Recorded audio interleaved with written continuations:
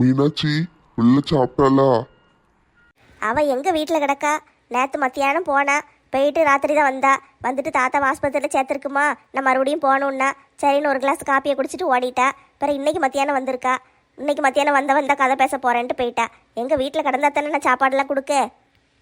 பிள்ளை வீட்டுக்கு வந்தான்னா அவளை சாப்பிடுன்னு சாப்பிட வை. கட்டாயப்படுத்தி சாப்பிட வைக்க வேண்டியதானே. இப்படியே சாப்பிடாம அலைஞ்சான்னா உடம்புக்கு என்னத்துக்கு ஆகும்? ஆமா, இப்போ உங்க பிள்ளை சாப்பிட்றது ஒன்று தான் குறைச்சலு. புருஷன் கூட சண்டை போட்டுட்டு இங்கே வந்து கிடக்கா. அதை என்ன ஏதுன்னு கேட்க மாட்டேங்கிரு. ஊருக்காடு சுற்றிக்கிட்டு அலையுதா. ஒழுங்கா சாப்பிடாம வைக்காம பிள்ளைய பார்க்காம அவ பாட்டு கிடக்கா. அதெல்லாம் என்னன்னு கேட்க மாட்டேங்கிரு. உங்க பிள்ளை சாப்பிடாதது மட்டும்தான் இப்போ உங்களுக்கு பிரச்சனையா தெரியுதோ? நீ இப்ப என்ன நினைக்க? ஆ? பிள்ளை வீட்டுல இருந்து இங்க வந்து கிடக்கா, 4 பேர் 4 விதமா பேசுவாங்கன்னு தானே நினைக்க? அந்த 4 பேர் 40 விதமா கூட பேசட்டும். அதுக்குன்னு என் பிள்ளைய கொண்டு நான் கஷ்டப்பட விட முடியாது. வீடுன்னா பிரச்சனைகள் இருக்கத்தான் செய்யும். அது பேசி தீர்த்துக்கிட வேண்டியதானே. இப்படி நீ பெருசா நான் பெருசான்னு அலைஞ்சா குடும்பம் எப்படி விளங்கும்? அந்த மனுஷனை பார்த்தா 4 கேள்வி கேட்கலான்னு தான் இருக்கேன். இப்படி கேப்பாரு பேச்ச கேட்டுக்கிட்டு என் பிள்ளைய சத்தம் போட்டிருக்காரு. இதெல்லாம் செய்யலாமா? நெட்டம்மாவை கட்டி கொடுங்க, தங்கம் மாதிரி வச்சுக்கிடுவேன் அப்படின்னு என்கிட்ட வந்து கெஞ்சி தானே கேட்டு கல்யாணம் முடிச்சாரு. இப்ப என் பிள்ளைய எப்படி விரட்டி விட்டுருக்காரு. அவர் வரட்டும், 4 கேள்வி இல்லை 40 கேள்வி கேட்க. அந்த பிள்ளைய பற்றி சொல்லாதீங்க. அவர் தங்கமான மனுஷன். உங்கள் பிள்ளைய பற்றி குறை சொன்னால் உங்களுக்கு பிடிக்காது. உங்கள் பிள்ளை செஞ்சதெல்லாம் மட்டும் சரியா? ஊருக்காரங்க யார் என்னமோ பேசிட்டு போகிறாங்க. அதை எடுத்து வீடியோ போடாட்டா என்ன? வீடியோ போடுறதுக்கு உலகத்தில் வேறு விஷயமே இல்லையா? இதைத்தான் போடணுமா? இவன் இப்படி போட்டு விட்டுட்டா மாப்பிள்ளைக்கு அது அவமானமாக இருக்குமா இருக்காதா? 4 பேர் வந்து அவர்கிட்ட தானே கேட்டிருப்பாங்க. அதனால தான் மனசை கோவப்பட்டிருக்காரு. அவர் செஞ்சதில் என்ன தப்பு இருக்குது? அதுக்கு அடுத்தவங்க முன்னாடி பொண்டாட்டியை விட்டு கொடுக்கலாமா? என் பொண்டாட்டியை பற்றி எனக்கு தெரியும், ஃபோனை வைங்கன்னு சொல்லி சண்டை போட வேண்டியதானே. இவர் சரி சரின்னு மண்டையாட்டிட்டு அவங்க சொன்னதெல்லாம் கேட்டுக்கிட்டு என் பிள்ளை கூட வந்து இல்லை சண்டை போட்டிருக்காரு. சரி, இப்போ என்னதான் செய்யணுங்கிங்க? காலம்பூர் உங்கள் பிள்ளைய வீட்டில் வச்சே பார்த்துக்கிட போறீரா? என் பிள்ளை எங்க இருந்தா சந்தோஷமா இருப்பாளோ அங்கேயே இருக்கட்டும். அதனால எங்க இருந்தாலும் நான் கேட்கவே மாட்டேன். என் பிள்ளை சந்தோஷம்தான் எனக்கு முக்கியம். சொல் புத்தியும் கிடையாது, சுய புத்தியும் கிடையாது. அப்பாவும் பிள்ளையும் நம்ம என்ன சொன்னாலும் திருந்த போகிறது கிடையாது. எப்படியோ போங்க, நான் போய் என் வேலையை பார்க்கேன். கடவுளே, என் பிள்ளைக்கு ஒரு நல்ல தங்கமான புருஷன் கிடைச்சிட்டாருன்னு நினைச்சு நான் எவ்வளவு சந்தோஷப்பட்டேன். ஊருக்குள்ள எவ்வளவு கெத்த சுத்திக்கிட்டு அலைஞ்சேன். என் பிள்ளைக்கு நல்ல மாப்பிள்ளைய பார்த்து கட்டி வச்சுட்டோன்னு நான் எவ்வளவு சந்தோஷமா கடந்தேன். கடைசியில் இந்த மனசை இப்படி பண்ணிட்டாரு.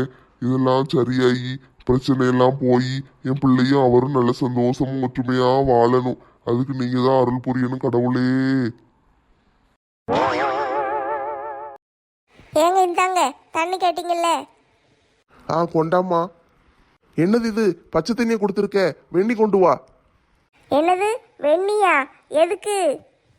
ஊரு பூரம் காய்ச்சல் பரவிக்கிட்டு இருக்கான். எனக்கெல்லாம் காய்ச்சல்னாலே பிடிக்காது. எனக்கு இனிமே நீ பச்சை தண்ணியே கொடுத்துறாத, வெண்ணியா கொடு. என்ன பல்ல காட்டுதே? ஏங்க காய்ச்சல் உங்களுக்கு வராதுங்க. அது எப்படி வராதுன்னு நீ சொல்லுவ?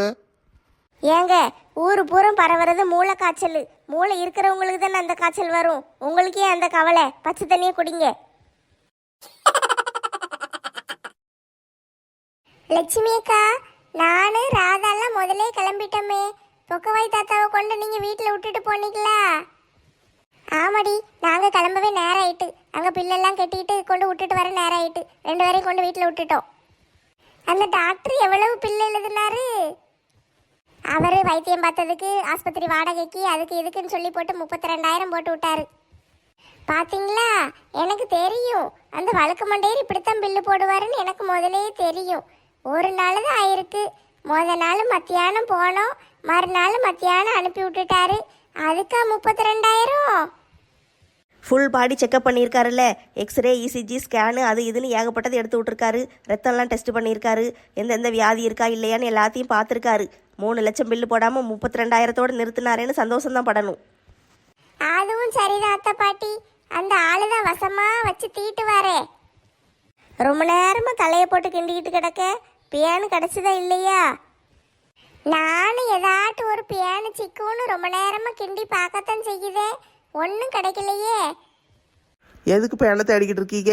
குரங்கு மாதிரி எடுத்து வாயில போட போறீங்களோ? சை, அதை எவன் எடுத்து வாயில போடுவா?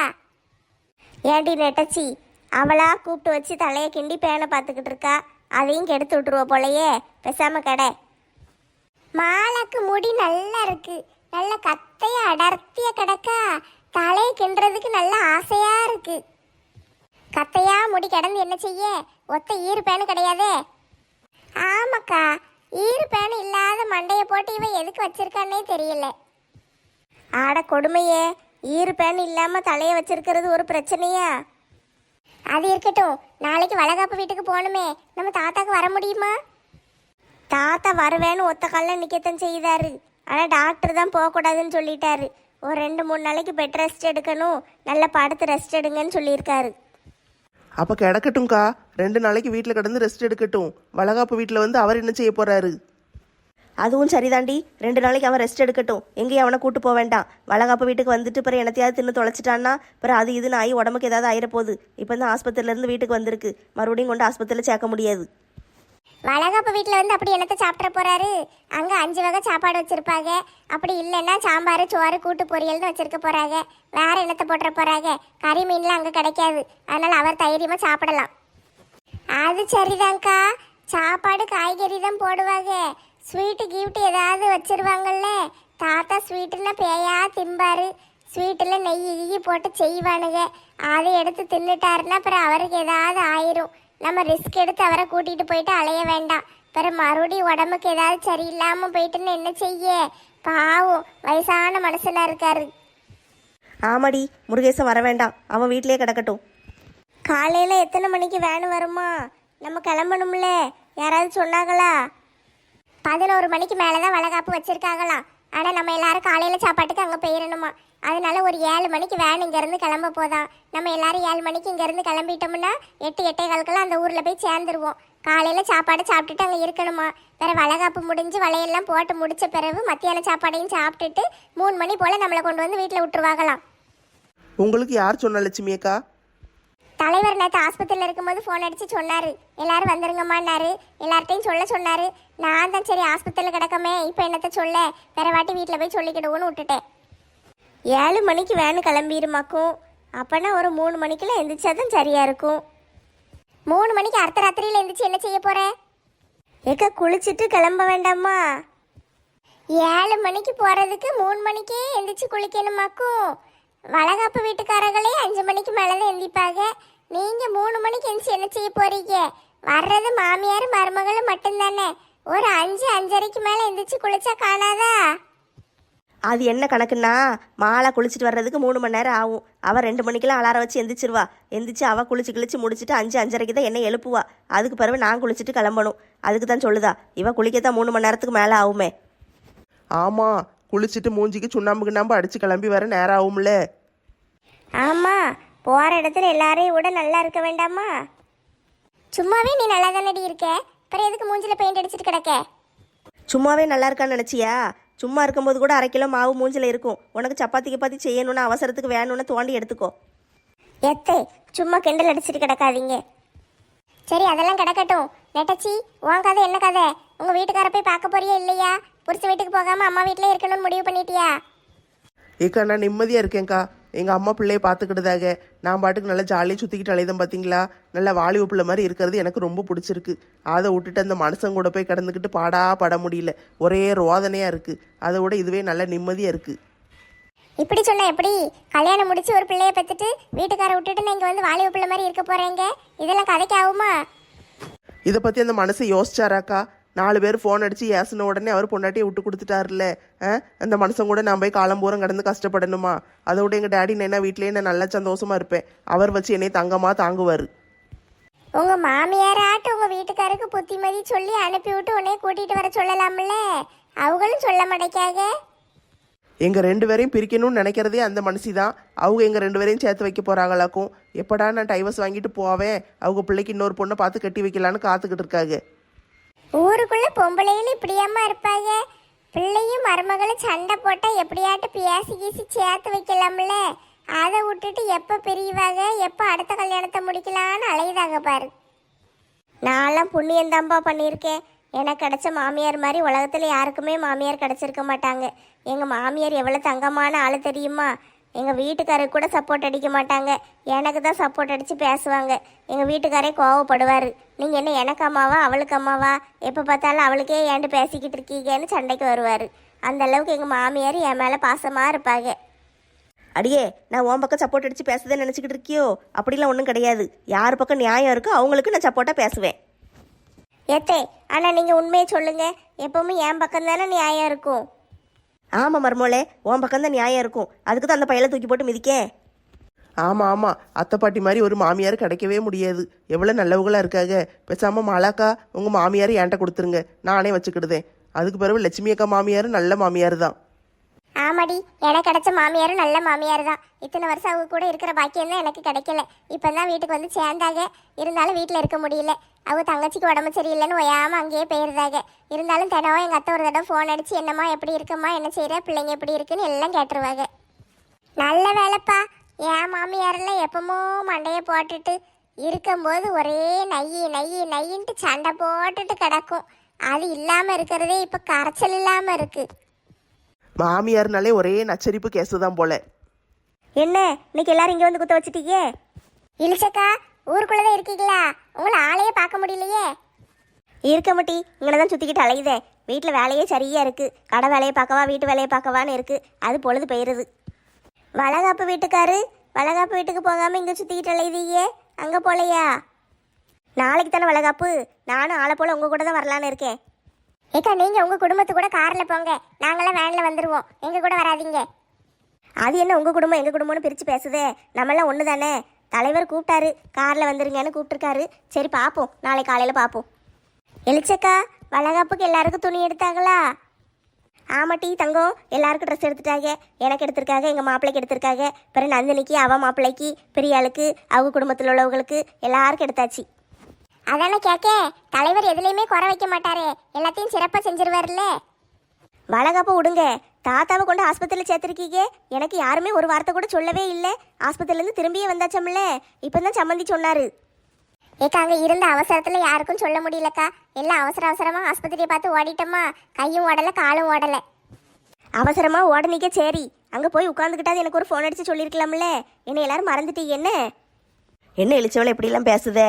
நாளை இன்னைக்கு காலையில் தான் வந்தேன் தெரியுமா? என் தம்பி வீட்டில் போய் மாட்டிக்கிட்டேன். இன்னைக்கு காலையில் 5 மணிக்கு தான் எந்திரிச்சு கிளம்பி அவசரமாக ஓடி வந்தேன். வந்து பார்த்தேன், இப்போ முருகேசனுக்கு நல்லாயிட்டு வீட்டில் கொண்டு விட்டுட்டு வந்துட்டோம். உங்களை சொல்லலை அத்தை பாட்டி, நீங்கள் காலையில் வந்திருக்கீங்க. உங்களை யார் சொன்னா? இவளுகளை சொல்லுதே. இத்தனை பேர் கிடக்காளுங்க, ஒரு ஃபோன் அடித்து சொல்லியிருக்கலாம்ல. யாருக்குமே ஃபோன் அடிக்கணும்னு தோணலை பார்த்தீங்களா? அந்த பதட்டத்தில் என்ன செய்யணும்னு தெரியலக்கா. அவர் பாட்டுக்கு திடீர்னு நடந்து வந்துக்கிட்டு இருந்தாரு, மயங்கி விழுந்துட்டாரு. எங்களுக்கு என்ன செய்ய ஏது செய்யன்னு ஒன்றும் புரியலை. படக்குன்னு தூக்கிட்டு ஆஸ்பத்திரிக்கு போயிட்டோம். அவர் நல்லா ஆனால் போதும்ன்ட்டு நாங்கள் அவர் கூடயே உட்காந்துக்கிட்டு இருந்தோமா. அதில் வேறு எதுவுமே எங்களுக்கு தோணவே இல்லை. சரி நான் சும்மா விளையாட்டுக்கு தான் கேட்டேன். சொல்லலைன்னா பரவாயில்ல, அது ஒரு பிரச்சனை கிடையாது. தாத்தா இப்போ நல்லா இருக்காருல்ல? ஆமாம் இழிச்சக்கா, தாத்தாவை வீட்டில் கொண்டு விட்டுட்டு வந்துட்டோம். நல்லா இருக்காரு. டாக்டர் ஒரு 2-3 நாளைக்கு ரெஸ்ட் எடுக்கணும்னு சொல்லியிருக்காரு. சரி எதுக்கும் நான் போய் தாத்தா ஒரு ரேட்டு பார்த்துட்டு வந்துடுதேன். அப்போ தான் எனக்கு நிம்மதியாக இருக்கும். நான் போயிட்டு வரேன். நீங்கள் எல்லோரும் நாளைக்கு காலையில் 7 மணிக்கு ரெடி ஆயிருங்கன்னு. 7 மணிக்கு வண்டி கிளம்ப போதான். சரிக்கா, நாங்கள் எல்லோரும் 7 மணிக்கு ரெடி ஆயிருந்தோம். சரி போயிட்டு வரேன். எல்லோரும் உட்காந்து பேசிக்கிட்டு இருங்க. நான் போய் தாத்தாவை பார்த்துட்டு அப்படியே வீட்டுக்கு போகிறேன். வந்தாச்சு, நம்ம ஊர் ஆல் இண்டியா ரேடியோ வந்தாச்சு. ரேடியோவில் என்ன நியூஸ் போட்டிருக்கு? என்னடி என்னை பார்த்தா என்ன ரேடியோ மாதிரியா இருக்கு? ஆல் இண்டியா ரேடியோ செய்திகள் வாசிப்பது மிஸ்டர் ராதா காட்டுப்பூச்சி. நீ ரேடியோ கிடையாது டி. ரேடியோலன்னா பேசுறவங்க உருவம் தெரியாது பத்தியா? இங்க நல்லா உன் உருவம் தெரியுது இல்ல, அதனால நீ ரேடியோ கிடையாது, டிவி நியூஸ் சேனல். ஆட போங்கம்மா, ஆளுக்கு என்னையே கிண்டல் அடிச்சுட்டு கிடைக்கீங்க. கிண்டல் அடிக்கல டி, நீ வந்த விஷயத்த சொல்லு. அது நம்ம ஊர் செவ்வந்தி தோட்டம் இருக்குல்ல, அங்க பூ பறிச்சுட்டு கிடக்காங்க. அந்த வழியா வந்தேன். அப்போ ஆள் வேணுமான்னு கேட்டேன். ஆமாம் ஒரு 4-5 ஆள் தேவைப்படுது, வேணா வாங்க, ஆளுக்கு 300 ரூபா தாரோன்னு சொல்லியிருக்காங்க. அதான் உங்கள்கிட்ட சொல்லுவோமேன்னு வந்தேன். 300 ரூபா தராங்களா? எப்போ போகணும்? பூ பறிச்சுக்கிட்டு இருக்காங்கக்கா, ஆளுக்கு வேலை பார்த்துக்கிட்டு இருக்காங்க. அதான் சரி ஆள் கிடைச்சா கூட்டுவாங்கன்னாங்க. இன்னும் கொஞ்சம் நேரம் தானே கிடக்கு, நம்ம போனோம்னா டக்குன்னு ஒரு 4 பூவை பறிச்சு போட்டு 300 ரூபாய் வாங்கிட்டு போயிடலாம்ல. அதுக்கு தான் வாரிகளான்னு கேட்போமேன்னு வந்தேன். போவும் 300 ரூபா கிடைச்சா ஒரு செலவுக்கு ஆகும்ல. நாளை வாரேன்ப்பா. செலவுக்கு ஆகும் தான், அதுக்குன்னு இப்போ போனால் இன்னும் கொஞ்ச நேரத்தில் பிள்ளைகள் வேறு வீட்டுக்கு வந்துருமே. பிள்ளைகள் வந்தா என்ன, அதுக்கு பெரிய பிள்ளைகள் தானே, அது பாட்டுக்கு வீட்டில் இருக்கும். நம்ம 6 மணிக்கெல்லாம் டான்னு வீட்டுக்கு வந்துடலாம். அப்படியாட்டி? அப்போ அதுவும் சரிதான். சரி இருங்க, நான் ஓடி போய் பக்கத்து வீட்டுக்காரிட்ட சொல்லிட்டு வந்துடுதேன். பிள்ளைகள் வந்தால் வீட்டில் இருக்க சொல்லு, இந்த வாரேன்னு. சரியா? நம்ம போயிடுவோம், நான் வாரேன். இத்தனை நம்மளும் போவோமா பூ பறிக்கத்தானே? ஆமாடி, இங்கே சும்மா உட்காந்து என்ன செய்ய? எப்படி இங்கே உட்காந்து பழக்கம் விட்டுக்கிட்டு இருப்போம். அதுக்கு பதிலாக அங்கே போய் பூவை பறிச்சுக்கிட்டு இருந்தால் ஆளுக்கு 300 தருவாங்கல்ல. 300 600 கிடைக்கும். வா போவோம். பூவ பூவ பூவ பூவ பூவே பூவ பூவ பூவ பூவ பூவே பூவே பூவே பூவே பூவே. நெட்டமா இல்லாம வீடு வீடாவே இல்லை. அவளை சண்டை போட்டு விரட்டி விட்டுட்டேன். பாப்பாக்காண்டி இந்த வாக்கர் வாங்கிட்டு வந்தேன். வீட்டுக்கு வந்து பார்த்தா பாப்பாவே இல்லை. மனசு கஷ்டமா இருக்கு. எவ்வளவுதான் கோவம் இருந்தாலும் நான் நெட்டமாவை அப்படி ஏசியிருக்க கூடாது. நான் ஏசினதுனாலதான் அவ வீட்டை விட்டு போயிட்டா. அவ மனசு எவ்வளவு கஷ்டப்பட்டிருக்கும் அதை நான் புரிஞ்சுக்கிடவே இல்லை. அவ மேல நான் கோவமாவே இருந்துட்டேன். யார் என்ன சொன்னாலும் என் நெட்டமாவை நான் விட்டு கொடுத்துருக்க கூடாது. நான் அப்படிலாம் பேசினது தப்பு தான். எனக்கு எவ்வளவு கஷ்டமா இருக்கு. நெட்டமா பாவம் அங்க எவ்வளவு கஷ்டப்பட்டுக்கிட்டு இருக்காளோ தெரியலையே. ஏப்பா ராமு, சாப்பிட வரியாப்பா? சாப்பாடு ரெடி ஆயிட்டு. சித்தி எனக்கு பசிக்கல சித்தி. நான் பெறவாட்டி சாப்பிட்டுக்கிடுதேன். ஏன்பா கண்ணெல்லாம் கலங்கி இருக்கு? அவளையே நினச்சிக்கிட்டு இருக்கியோ? அதெல்லாம் தூக்கி போட்டு வேலையை பாருப்பா. இப்படி நீ அதையே நினச்சிக்கிட்டு இருக்காத. பிரச்சனையை தூக்கி தூர போட்டுட்டு நிம்மதியாக இருக்கிறத மட்டும் பாரு. அதெல்லாம் இல்லை சித்தி. அடுத்தவங்க பேச்சை கேட்டுக்கிட்டு நான் நெட்டமாவை விரட்டி விட்டுட்டேன்.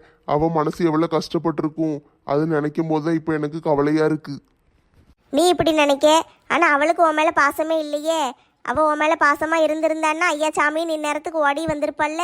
அவள் பாட்டுக்கு நல்லா ஜாலியாக சுற்றிக்கிட்டு ஊருக்குள்ளே அலைஞ்சிக்கிட்டு இருக்கா. நீ தான் அவளை நினச்சிக்கிட்டு வருத்தப்பட்டுக்கிட்டு உடம்ப வருத்திக்கிட்டு கிடக்க. சாப்பிடாம வைக்காம கிடந்தா எல்லாம் சரியாயிருமா? நல்லா சாப்பிட்டு வச்சு தெம்பாயிரு. என்ன சித்தி சொல்லுதீங்க? நெட்டமா அங்கதான் சந்தோஷமா இருக்கான்னு சொல்லுதீங்களா?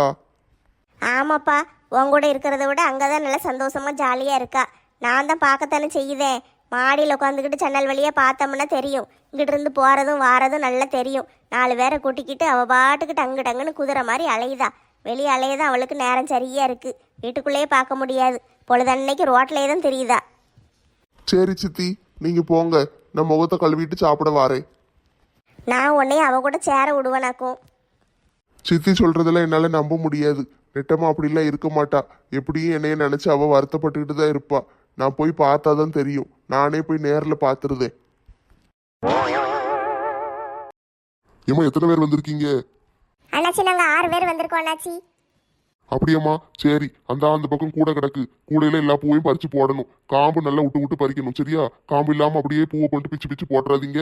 நல்லா காம்போட சேர்த்து சேர்த்து பறிச்சு பறிச்சு போடுங்க. சரி அண்ணாச்சி, நாங்கள் கரெக்டாக பறிச்சிருந்தோம். மொட்டை எல்லாம் புடுங்க கூடாது. நல்லா பூத்த பூவை மட்டும் பார்த்து பார்த்து புடுங்கணும், சரியா? கவலைப்படாதீங்க மொட்டை மண்டானாச்சி.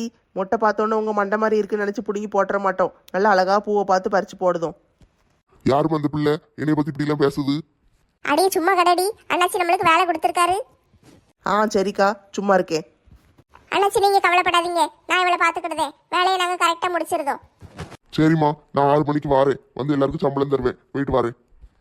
சரியண்ணாச்சி, பார்த்து பத்திரமா நல்லபடியாக போயிட்டு வாங்க. நான் போறேம்மா, நீ போய் வேலையை பாரு. என்னடி இது? அவர் இந்த தோட்டத்துக்கு ஓனரு. அவர்கிட்ட ஏன் இப்படி கூட கூட பேசிக்கிட்டு இருக்கே? ஏக்கா, அவர் மண்டையை பார்த்தாலே எனக்கு சிரிப்பு வருதுக்கா. முடி கொட்டி போயிருக்கு, அதுக்கு அவர் என்ன செய்வார் பாவம்? அது எப்படிக்கா?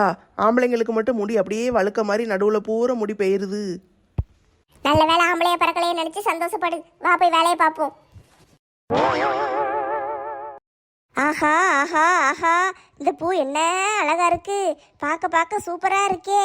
அந்த பக்கம் பூரா மஞ்சப்பூ, இந்த பக்கம் பூரா வெள்ளைப்பூ. என்ன அழகா இருக்கு. ஆமாக்கா, பூவை பார்க்கறதுக்கு கண்கொள்ளா காட்சியெல்லாம் இருக்கு.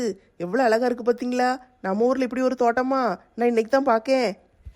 பூக்களே சற்று ஓய்வெடுங்கள், நான் வந்து விட்டேன், நான் வந்து விட்டேன்.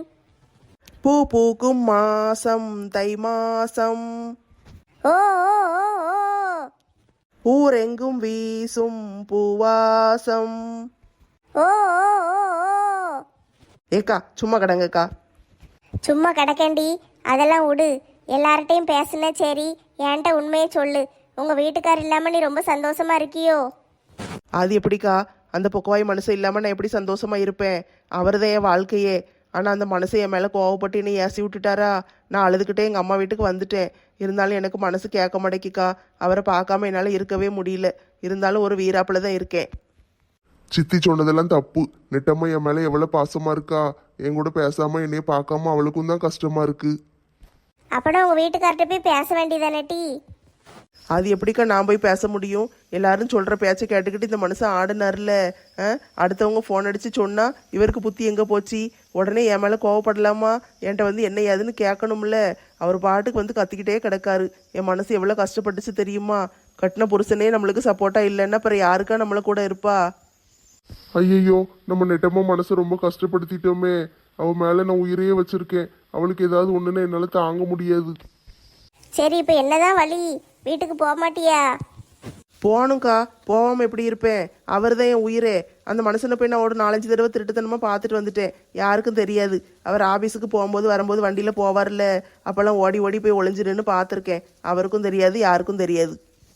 நெட்டம்மா, நான் உன்னை இவ்வளோ கஷ்டப்படுத்திட்டேனே. நீ என் மேலே எவ்வளோ பாசம் வச்சிருக்க நெட்டம்மா. அது புரியாமல் நான் தான் முட்டாள் மாதிரி நடந்துக்கிட்டு இருந்திருக்கேன். நான் வேணா உங்கள் வீட்டுக்காருக்கு ஃபோன் அடித்து பேசட்டாட்டி? அதெல்லாம் ஒன்றும் வேண்டாங்க்கா. அந்த மனுஷன் பாவம் ஏதோ ஒரு கோவத்தில் இருக்காரு. கோவம் குறையட்டும், அவரே வருவார். நான் இல்லாமல் அவராலே இருக்க முடியாது, அவர் இல்லாமல் என்னாலே இருக்க முடியாது. இப்படியே சின்ன பிள்ளை மாதிரி சண்டை போட்டுட்டு கிடங்க. நெட்டம்மா, பார்த்தீங்களா மலாக்கா, எங்கள் வீட்டுக்கார மேலே நான் எவ்வளோ பாசம் வச்சுருக்கேன். எங்கே பார்த்தாலும் அவர் கூப்பிடுற மாதிரியே எனக்கு தோணுது. தோணுன்னா உனக்கு மட்டும்தானே தோணணும், எனக்குள்ள கேக்கு. உங்களுக்குமா கேட்டுச்சு? நெட்டம்மா, அட பொக்கவாய் மனுஷன், இவர் இங்கே வந்தாரு? ஹலோ மிஸ்டர் நாலு கண்ணரே, what is your name? How are you? How old are you? நெட்டம்மா விளையாடாத நெட்டம்மா.